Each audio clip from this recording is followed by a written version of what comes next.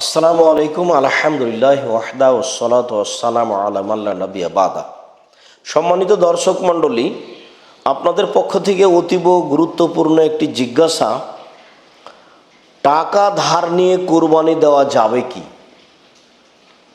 এইটি সমাজের জন্য একটি গুরুত্বপূর্ণ জিজ্ঞাসা বলে আমরা মনে করি।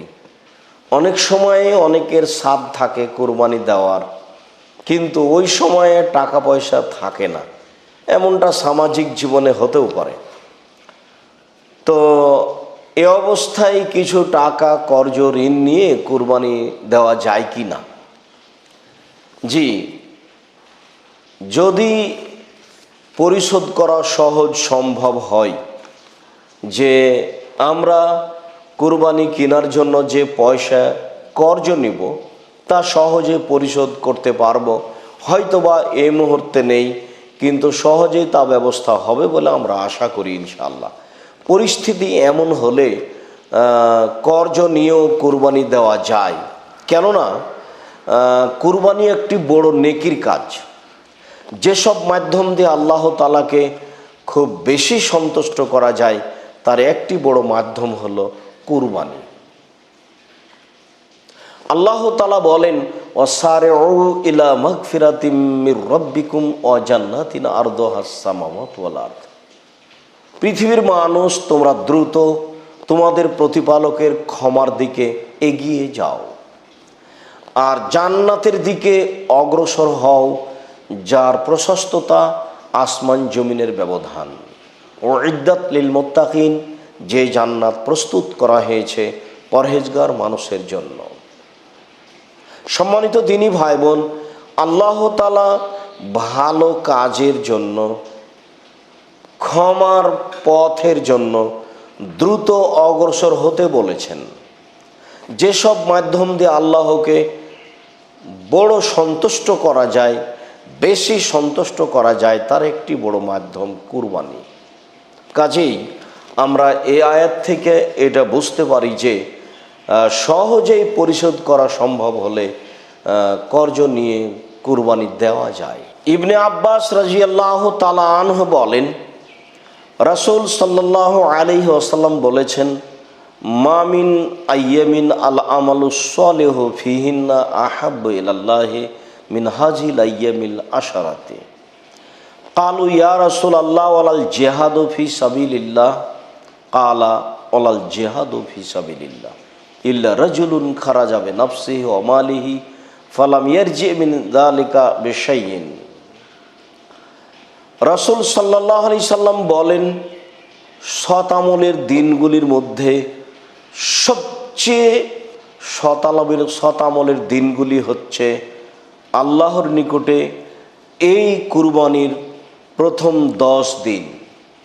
প্রথম 10 দিনের আমল আল্লাহর নিকটে সবচেয়ে প্রিয় আমল বলে রাসূল সাল্লাল্লাহু আলাইহি সাল্লাম বলেন।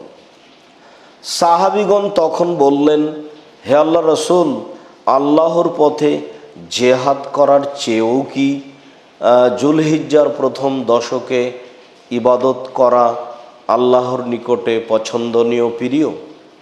কালা ওয়ালাল জিহাদু ফি সাবিলিল্লাহ।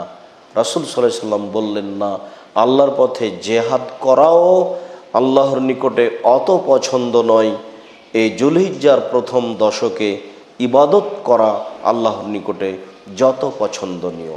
তবে কোনো লোক জেহাদের জন্য বের হয়ে গেল নিজেও অর্থ সম্পদ নিয়ে, ফালাম ইয়ারজি মিন যালিকা বিশাইইন, আর সেগুলি কোনো কিছু নিয়ে ফিরে আসলো না, নিজেও শহীদ হয়ে গেল আর যা অর্থ সম্পদ নিয়ে গেছিল সেটাও শেষ হয়ে গেল। এমন ব্যক্তি এর চেয়ে উত্তম ব্যক্তি বলা যায়।